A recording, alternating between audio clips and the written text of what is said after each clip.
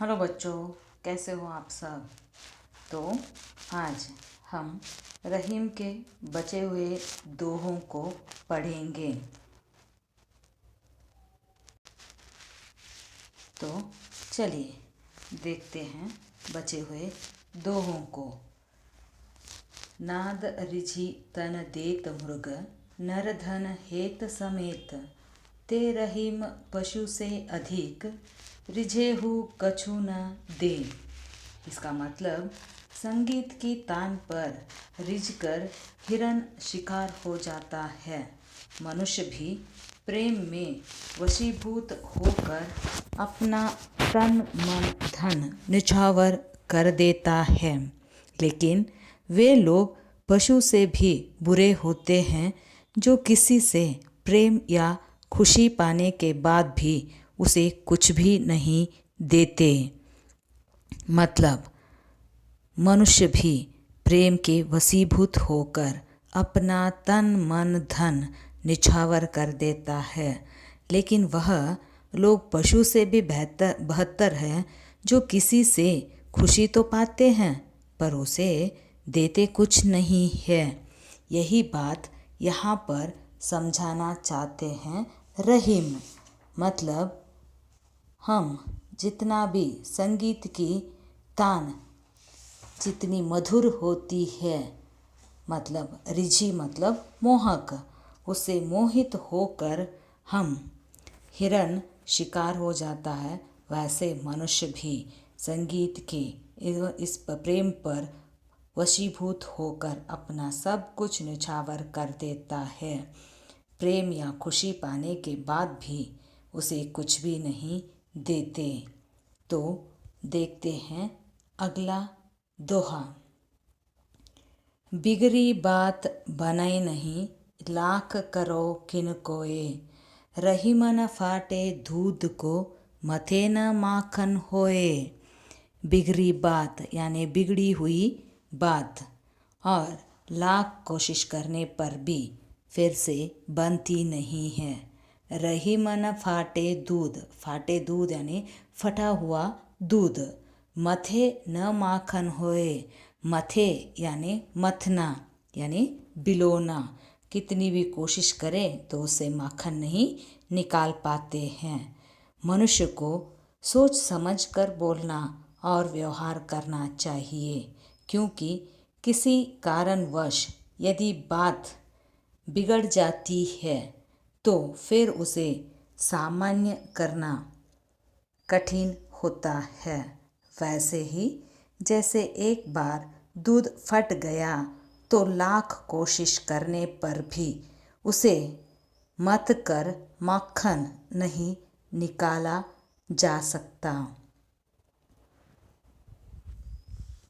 जैसे हम कितनी भी कोशिश करने पर भी अगर कुछ पा नहीं सकते तो मतलब एक बार बात बिगड़ जाती है तो फिर नहीं बन पाती है उसे, इसलिए उसको बिगड़ी बात को बनाने पर भी वह बात बनती नहीं है, यही समझाना चाहते थे। अब देखिए अगला। रहीम न देखी बड़ेन को, लघु न दीजिए डारी, जहाँ काम आवे सुई, कहा करे तरवीर। कवि यहाँ पर कहना चाहता है कि बड़ी वस्तु को देखकर छोटी वस्तु का अनादर नहीं करना चाहिए। जो छोटी सुई करती है उसे उस काम को बड़े तलवार का कोई महत्व नहीं है। जैसे कि वह यहाँ पर कवि कहते हैं कि छोटी हो तो क्या हुआ चीज़, उसको मोल नहीं है ऐसा नहीं है, क्योंकि जहाँ पर उसका काम होता है वह कोई और नहीं कर सकता। मतलब छोटी सी होते हुए भी सुई कपड़ों को सिलाने का काम आती है, क्योंकि कपड़ा सिलाने का कार्य तलवार नहीं कर सकता, क्योंकि उसे सीने के लिए छोटी वस्तु की ही ज़रूरत पड़ती है, सुई की। इसीलिए वस्तु छोटी है करके उसकी उपेक्षा कभी नहीं करनी चाहिए। वस्तु चाहे छोटी हो या बड़ी हो, उसकी कीमत अपना ही होता है, उसका अपना ही महत्व होता है।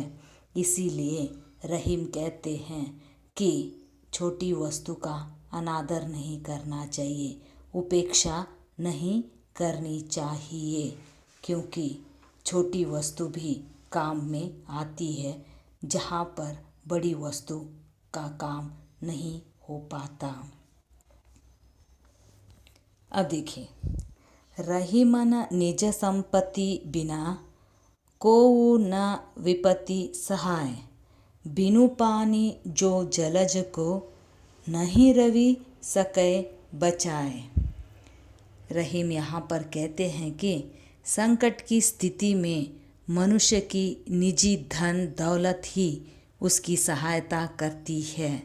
जिस प्रकार पानी का अभाव होने पर सूर्य कमल की कितनी ही रक्षा करने की कोशिश करे फिर भी उसे बचाया नहीं जा सकता, उसी प्रकार मनुष्य को बाहरी सहायता कितनी ही क्यों न मिले, किंतु उसकी वास्तविक रक्षक तो निजी संपत्ति ही होती है।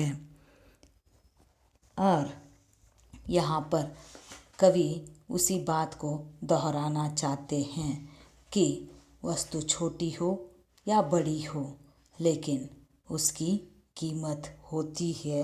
और यहाँ पर सूर्य के बिना कमल खिलता नहीं है, इसीलिए उसके लिए पानी की आवश्यकता भी है, वैसे ही सूर्य के शक्ति का भी आवश्यकता बहुत होती है।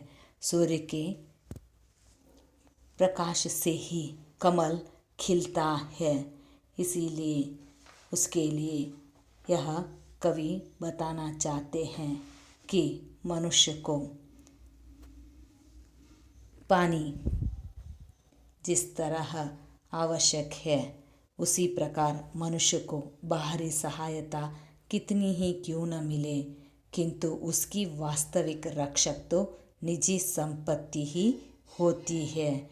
जैसे पानी का अभाव होने पर भी सूर्य कमल की कितनी ही रक्षा करने की कोशिश करे फिर भी उसे बचाया नहीं जा सकता, क्योंकि पानी के बिना तो वह खिल ही नहीं सकता। यही बात यहाँ पर समझाना चाहते हैं। अब देखेंगे कबीर के आखिरी दोहे।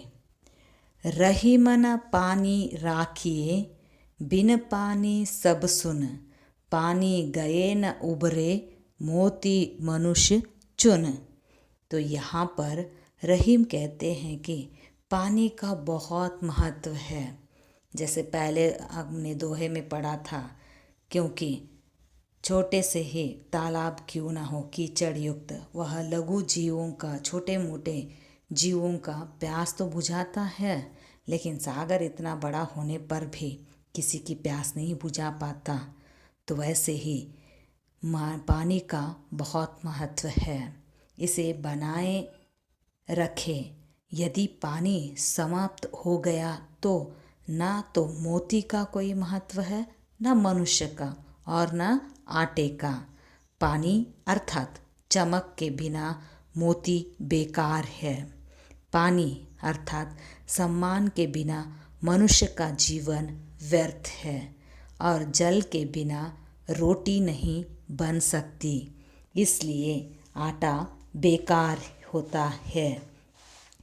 इसीलिए यहाँ पर कहा जाता है कि मोती कुछ बेकार, पानी के बिना सब कुछ बेकार है। जैसे चमक या आब के बिना मोती बेकार है, सम्मान के बिना मनुष्य बेकार है, और बिना पानी के आटा को तो हम गूंथ नहीं सकते, और चूना को गूंथा नहीं जा सकता। इसीलिए पानी की महत्व को इस पंक्ति में स्पष्ट किया गया है। तो यहाँ पर बच्चों, सारे दोहे समाप्त हो जाते हैं। इन दोहों को पढ़िए और उनके अर्थ को जानिए और कल की भाग में इसी कविता के प्रश्नोत्तर भेज दूंगी, जिसे आपको लिख कर रखना है। फेयरबुक किसी भी क्षण में पूछे जाएंगे तो व्हाट्सएप पे, अगर हो सके तो व्हाट्सएप पे मेरे पर्सनल नंबर पर आपका फेयरबुक PDF फाइल बनाकर भेजिए, ताकि मुझे भी अगर सर पूछे तो उन्हें रिपोर्ट देने में आसानी हो जाए। तो कल के कड़ी में प्रश्नोत्तर के साथ मिलते हैं। तब तक के लिए विदा लेती हूँ। धन्यवाद।